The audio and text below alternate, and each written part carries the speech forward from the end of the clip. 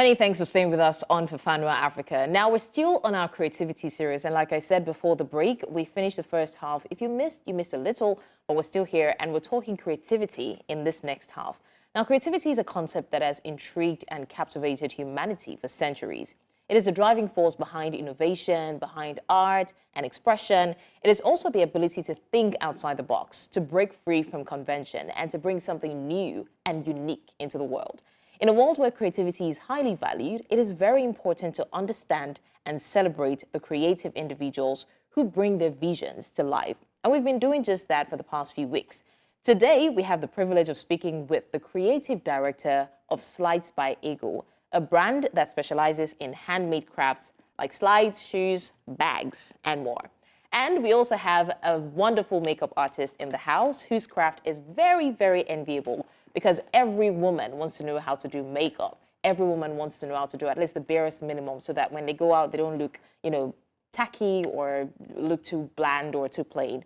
Not getting me wrong, not everybody likes makeup, but makeup is art, and a lot of people want to know how to do it. So it's a very enviable craft. You'll agree with me. Well, we're eager to gain insights into their creative process and to understand how they view the concept of creativity. Now, that said, joining me in the studio first, we have Gloria Eruanga Olokhirere, the creative director, Handmade Crafts by Ego. Thank you so much, Ego, for joining us. Thank you. I hope I didn't murder your name. No, it's fine. All right, thank you, Ego, for joining us. All right, we also have in the studio with us Anyanwu, a makeup artist, and you can see her face. She's looking so pretty. Hello, Charity. Thank you for joining us.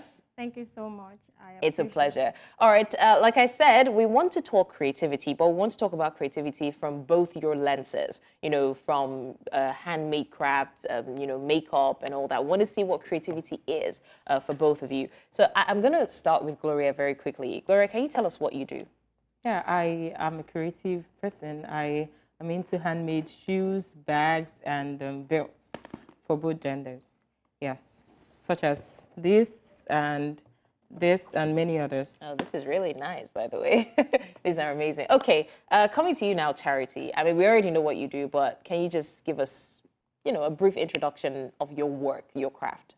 Okay, so like most people like to call me makeup artist, but I like to call myself a beauty therapist, because makeup is not just about putting products on your face and looking beautiful. It's a therapy for me. So I like to call myself that, in as much as it's about makeup. So I'm a professional and a full-time makeup artist, and I'm also a YouTuber and a content creator. Yeah. Like that. I really love that. I mean, that's a new one, beauty therapist. I didn't think of it that way. I need to see my beauty therapist. Okay. That's amazing. I like it. And I like the perspective, not everybody will see their craft as being unique. A lot of people will just call themselves, oh, I'm a makeup artist. But the fact that you can see beyond, painting faces, drawing on faces, it's kudos to you. Anyways, Gloria, I'm going to come to you now. How do you believe that creativity can be harnessed? A lot of youth these days, for example, they don't exactly have these hand skills, like they call it. How do you think that youth can harness their creativity, find themselves, create value? First, you have to have passion in something, regardless of what it is. It could be even in just speech. Like you have a skill already. It could be in braiding of hairs. It could be anything. It could be in weaving. I mean, weaving woods to make mats. It could be even a creative as mine. So first you have to find something you really have a passion for, and then you find a way to see a way that you can meet certain needs for a start, maybe family and friends. Along the line, then you can turn it into, you can commercialize it into a money-making venture, just like I did. All right. I mean, I like that. I would also like to know, Charity, let me come to you on this. Now, Gloria had made, or Ego, she prefers to be called Ego, she has made a very salient point, about starting off with whatever thing that you know how to do best. But a lot of people, some people are kind of skilled in different fields. And for them to find that one thing that they can do is quite challenging, right? How do you believe that these people can discover which is best for them to do and just stick to that and, show the value that they can offer from that? Okay, so first of all, I would like to say the first thing that you should do is, you know, before you are able to give value, you should be able to look inward. Give that value to yourself first before you can be able to sell that value to other people. You know, when I started makeup, I didn't have a lot of, you know, encouragement from both especially family, but you know, I valued what I was doing and I loved what I was doing. Passion was not just enough. You know, I had to place more value in what I was doing, and I was able to give so much because I already had it for myself. So I would like to say, discover yourself while in pursuit of, you know, your journey to discovering what you want to do. Be able to discover yourself first. Know what you're good at. I'm fantastic at a lot of things, but makeup is what I found out that I could do. You know, whether you just wake me up from sleep or something I can do in a snap of a finger, even if I'm just, you know, you just wake me up, you're like, okay, come and do makeup. I love doing makeup, all right? So I would say, first of all, place that value on yourself before you are able to place it on other people.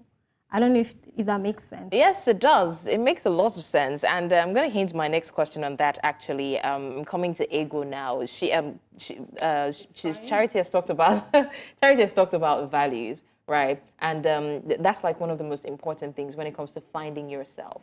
So in your craft, for example, how do you incorporate your personal values, your personal beliefs? For example, Charity has said that she can do a lot of things, but makeup is one thing that when you wake her up, she knows that she can deliver, you know, 100% and all that, because she has incorporated her personal values. She knows what she can do personally. So how do you incorporate your personal values and your personal beliefs to your craft? Oh, firstly, I think about the commercial part of it.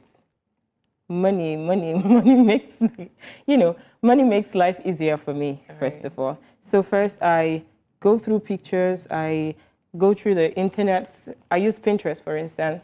I go through the internet, check out pictures of stuff that I feel like international brands are doing, and then create a mental picture for them, and then put my hand into it, like put it to work.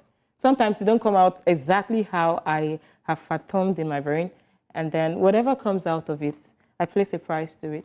And then I ask someone, family, close person, what do you think of this? What's your take on this? And then whatsoever their feedback is like, I ask like 2-3 people, whatsoever their feedback is, then I am bold enough to put it public, put it out there. And trust me, sometimes I get even way better offers than what I initially have gotten from family and friends.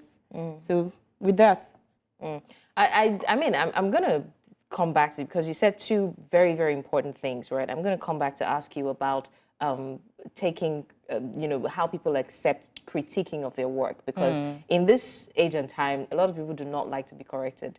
Let's face the fact. But that aside, I'm also going to, there's one other thing that you said. You did mention that you check Pinterest, and I'm going to throw that question at Charity, talking about social media and technology generally.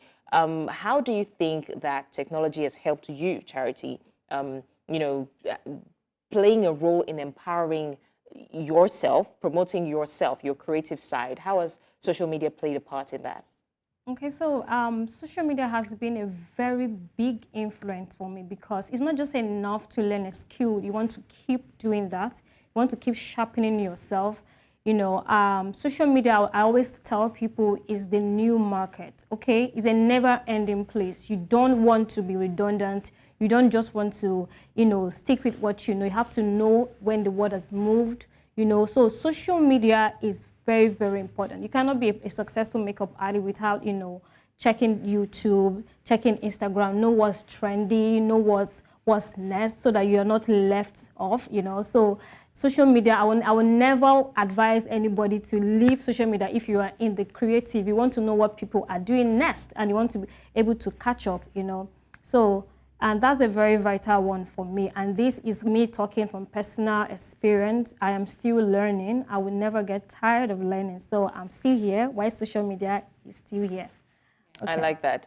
Okay, now Ego, very quickly, what are some of the challenges that you face as a creative with your craft?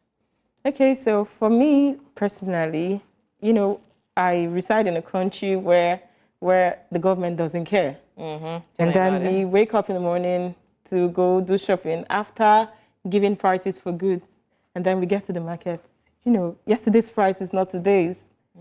The increment in prices, and then you hear stuff like the government wants to change the market to another place, and then prices changes from what it was. Imagine buying material for like 10,000, and then you go the next day you go to the market to request for the same market commodity, Material, yeah. and you're hearing it for 17,500. How do you even start to explain to your clients? Exactly, that's some of it. The what's the word now?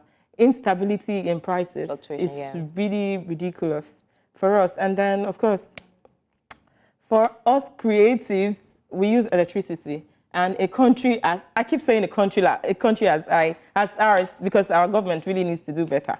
A country as ours, we get to work. We don't. We don't. Let me go there.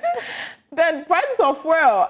You can't tell customer that there is no light. It's none of their business. Yeah. So you make profit, you don't make profit. You have to get this thing done, really. So, but do you often run at a loss though, because of all these, you know, fluctuating prices, fuel, lights?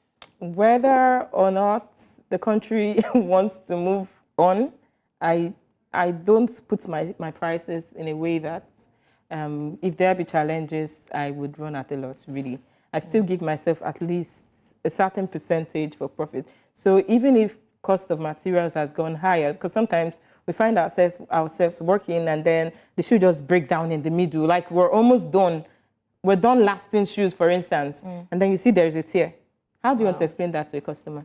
You go back to the market and shop. So we put prices for like we put our prices like double the materials. So in case of unforeseen errors comes up, so you're still able to say, at least I made up to the cost price. Yeah, I think, I mean, it takes a lot of courage to have contingency prices, especially in Nigeria, where people will be like, what is it, you know, things like that. But very quickly, Charity, do you share the same challenges? What are the challenges that you face?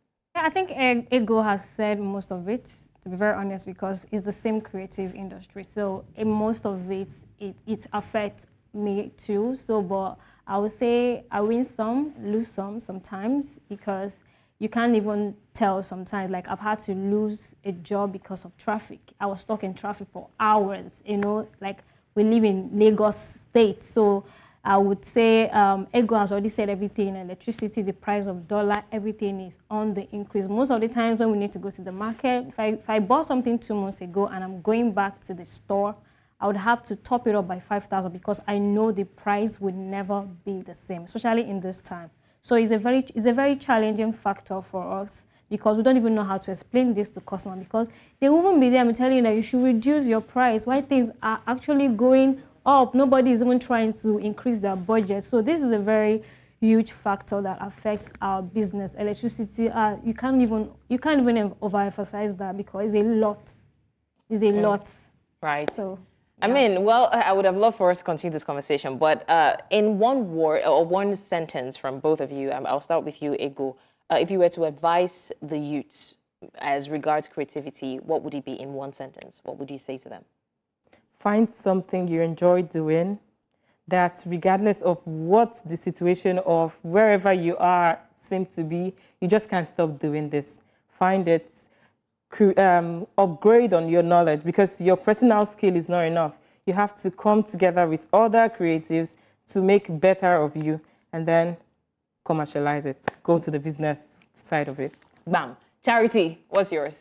Okay, for me, I would like to tell the young people out there, while you're doing what you're doing, do not lose your authenticity. At the end of the day, that is what keeps you in the market. Because if all of us are doing makeup like a particular person, they'll keep calling just one person, okay? So while you are busy learning 1 or 2 things from 1 or 2 persons, do not lose your authenticity. Keep at it. Make sure that you have that, your originality, that thing they know you for, so that people will keep coming back to you. So that's my advice to people out there. All right, thank you so much. I mean, 2 things I got there: find yourself and stick to your authenticity. Gloria, Eruanga, Olokhirere. Olokhirere, aka Ego, creative director, Handmade Crafts by Ego. Thank you so much. Charity Anyanwu, makeup artist, and what's that word again?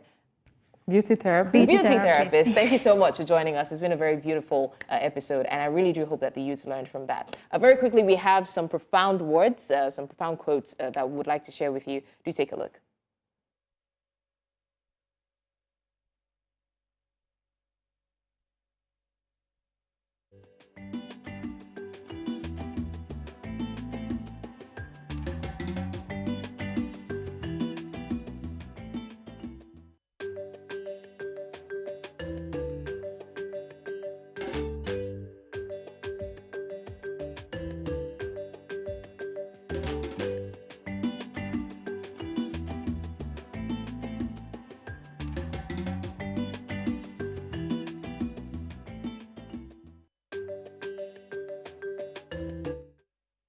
This is what we call it a wrap on Fafanua Africa. Thanks a lot to Ego, the handcraft specialist, and of course the beauty therapist, Charity, for joining us on the session. Don't forget to follow us, to join us again next week as we discuss issues as it pertains to the youth. And of course, we're still on our creativity series, so look out for who we're bringing next. My name is Blessings Mosugu. It's been a very beautiful episode. It has been Fafanua Africa.